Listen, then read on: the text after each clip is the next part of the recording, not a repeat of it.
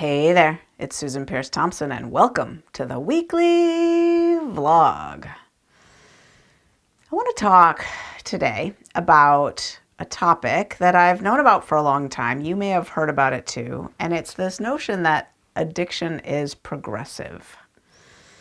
I've heard of addiction characterized as a progressive, incurable, fatal disease. And food addiction is no different. It is absolutely progressive. And in fact, 63% of deaths right now worldwide are attributed to diet-related diseases, like things that are absolutely linked to the way we're bending our elbow and putting that fork in our mouth. And it's fatal. It is absolutely a fatal disease. And most people these days are dying too young and in pain by the fork. And the costs are huge, enormous. And most people will not reach end stage food addiction. But there's a progression to get there. Some of us, like I, got there. And it's bleak at the end. It's absolutely bleak. But there's this progression to get there. The brain slowly wires up, remembering the cues that predict certain food rewards and leading us down those paths again. And we do it again and again, and the brain slowly changes. And what happens is this slow death march of a creep toward later and later stage addiction. At the beginning, it's relatively mild. What starts to show up is an inability to control how much you eat sometimes. And this overeating pattern happens, and this feeling of maybe loss of control, but not always, not always. And you're still living a functional life, and it's hard to maybe notice the costs. It's just that maybe some weight is creeping on, maybe not yet. But there's this awareness of a relationship with food that is, or maybe it's a relationship with weight first that you notice. You don't even think it's related to food. It's interesting how a lot of people are like that. They think they have a weight problem, and they don't think that has anything to do with having a food problem. But yeah, it's mild at first, right? And then you move into the middle stages of the disease where it creeps into more areas of life. Now, whereas before you probably enjoyed social things fully, now maybe it starts to impact social engagements. Maybe you start to think of events as mainly places to eat instead of places to socialize with people. Or maybe your food and your weight's gotten to the point where you're starting to avoid some events and social gatherings because it's uncomfortable to eat in front of people, or you don't like the way your body looks, or you'd rather be home eating alone. I mean, that's really characteristic of late stage food addiction, but maybe that's starting. Maybe it's impacting your performance at work. Maybe it's hindering you from showing up fully at work. Maybe it's starting to impact some personal relationships. What's interesting is along this path, I was never aware really of the avenues that were cut off. You never know what you don't get to experience, right? Like things that might have happened if I hadn't been in my food addiction, I'll never know. Those roads not taken, those opportunities missed. But absolutely my life was getting narrower, and as my disease progressed, the costs were really starting to mount. At the end of the road with food addiction, it's absolute mental madness. It's just nonstop obsession about what I can get and when, and wanting to be alone to hide and procrastinate and eat. Massive binges that are completely out of control that take days to recover from. Lying to go hide and eat. I remember I used to pack up all my binge foods. I would resolve that I was quitting, and I would pack up all my binge foods in a trash bag. And I was living in an apartment at the time, and I would bring my foods out to the dumpster and put them in there. And then I remember going to get my food out of the dumpster and break open that garbage bag and eat my binge food out of the dumpster. And so the next time I resolved to quit and gathered up all my foods, before I put them in the trash bag, I dumped vinegar on everything. I literally opened containers and things and doused them with vinegar to ruin them so that I wouldn't go get the food later to eat it. That's late stage food addiction. Eating out of garbage cans. I know people who've had their mouths, their jaws wired shut, bariatric surgery. These are the things that we subject ourselves to in late stage food addiction. It gets extreme. And the areas of life that it impacts, mount up, where it's really impacting relationships, and we're lonely and we're isolated, and it's definitely impacting work, not advancing, maybe not being able to work. I remember in my 20s already, early 20s, I had to take a whole chunk of time off from my PhD program because of my food addiction. I was binging so badly that I had to just take a semester off. It was egregious. It was really intense. And the opportunities just of life just get blocked out. We're not able to show up for the magic of life. It's a progressive disease.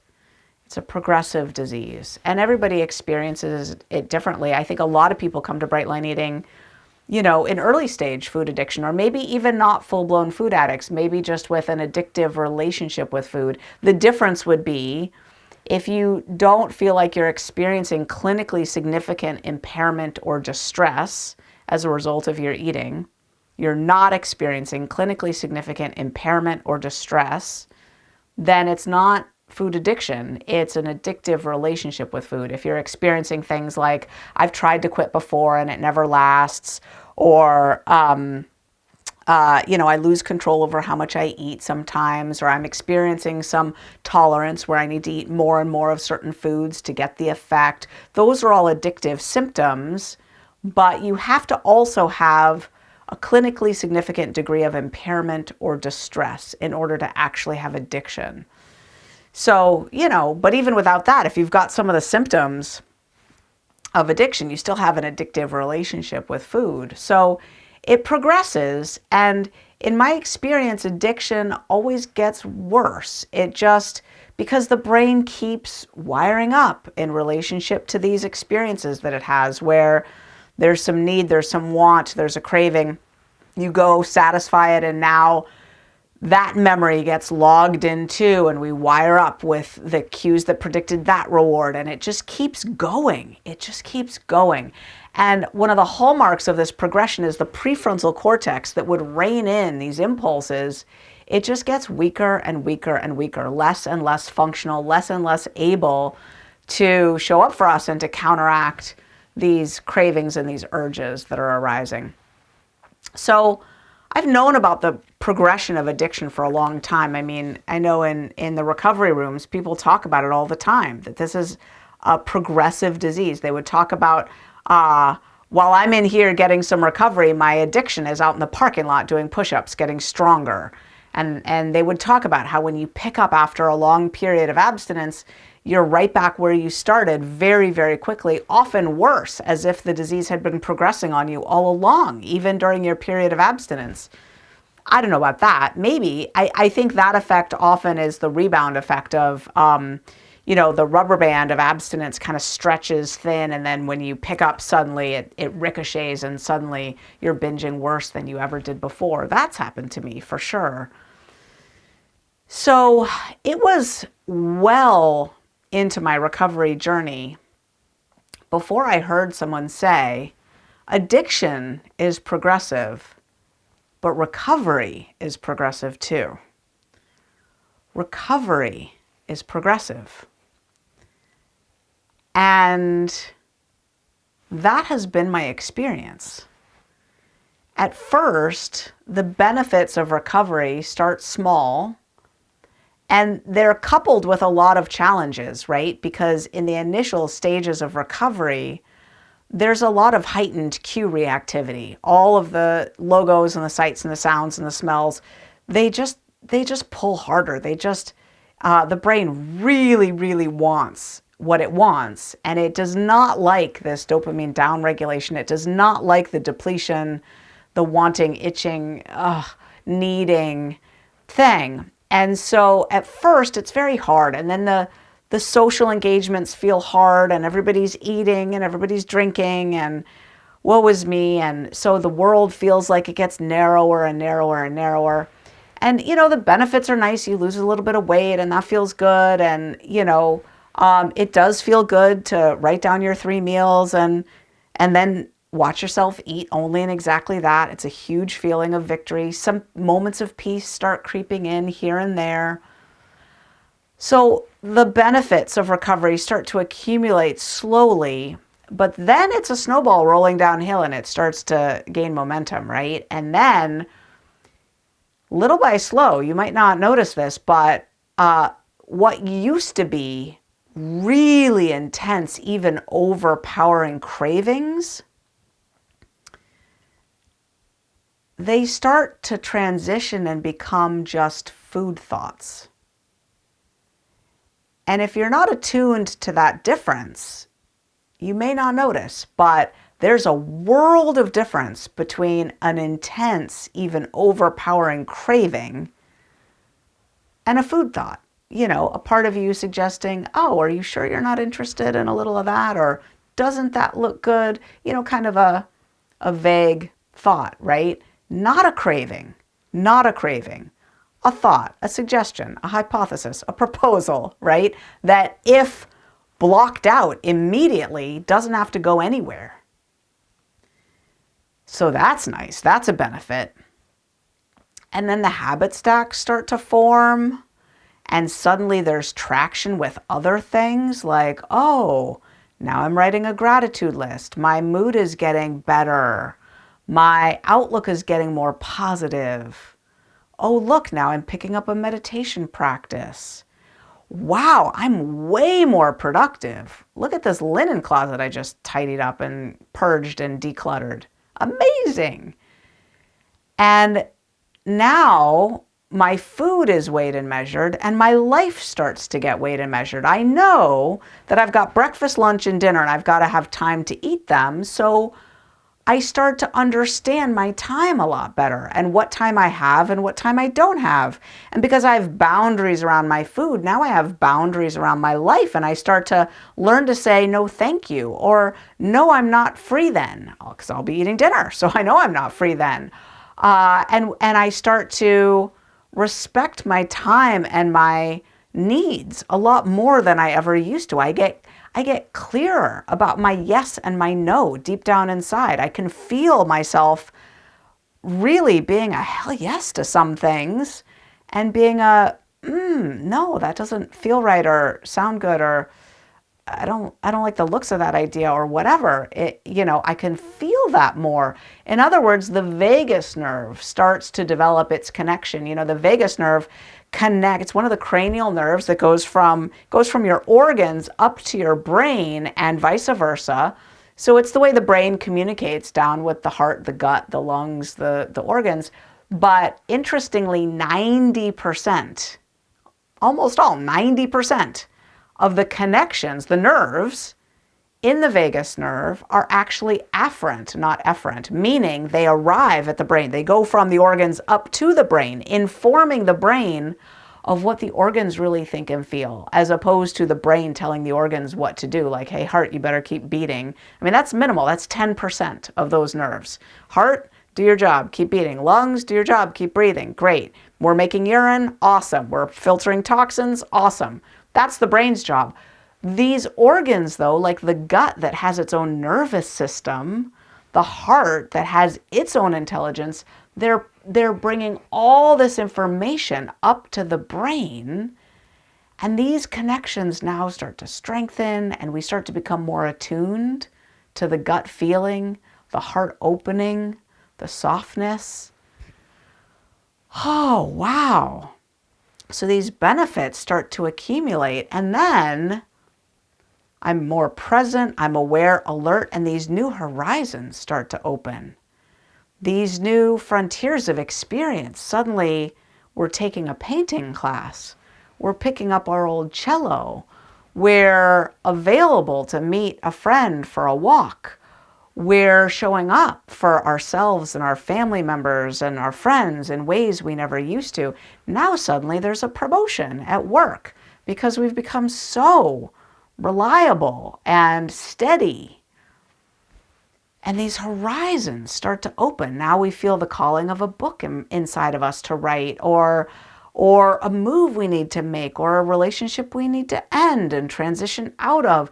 So many things start to become possible, and the recovery starts to spread into so many new areas of life. We learn to take care of our bodies in ways we never used to, perhaps, and maybe get fit, maybe start to move more, maybe start to go to appointments like acupuncture, chiropractor, body work, Reiki. Suddenly we're taking care of ourselves in a way we never used to, investing in ourselves in ways we never used to.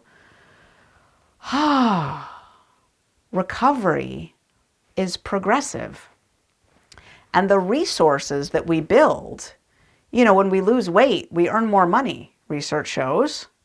Shouldn't be that way, but it is. And we become more ambitious potentially and more able to, charge what we're worth if we're a solopreneur or we're a coach or we're a doctor or whatever, right? We're able to charge what we're worth and our income starts to increase. And these types of benefits, they start to compound and accrue and build. And suddenly the friendships we've built and the time we're saving by being clear-headed and doing the next right thing and having our time weighed and measured, these benefits start to build on each other and create new structures of capacity and broadening and opening in our lives.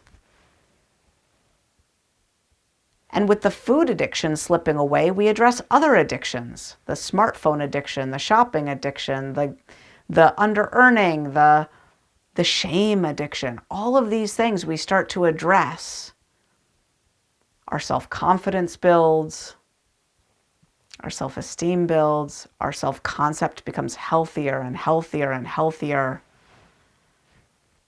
And we find ourselves reborn.